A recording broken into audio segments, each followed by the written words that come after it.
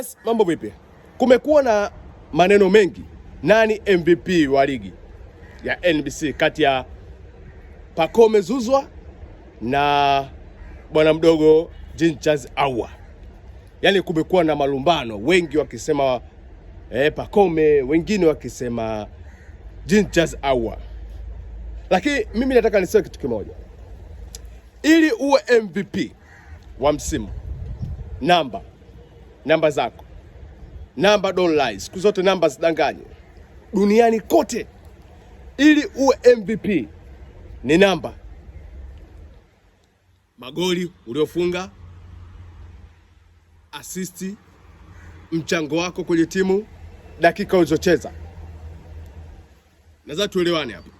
Ili uwe MVP. Msimu uliopita Stephane Aziz Ki aliibuka mfungaji bora na aliibuka MVP wa msimu. Msimu uliopita aliibuka mchezaji bora, MVP na mfungaji bora. Kwa nini? Kigezo cha ufungaji bora ndio kilimpeleka moja kwa moja kuwa na MVP.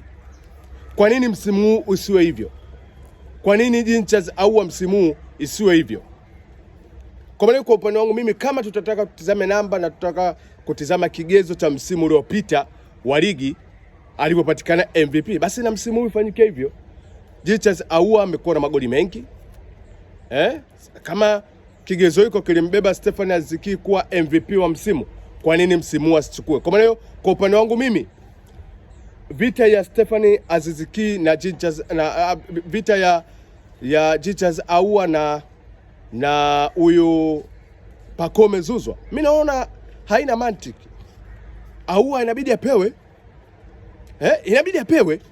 Kama tulitizama takwimu za msimu uliopita, kwa nini msimu tusitizame hizo alizopewa Aziz Ki? Kwa maana kwangu mimi MVP ni Jean Charles Ahoua.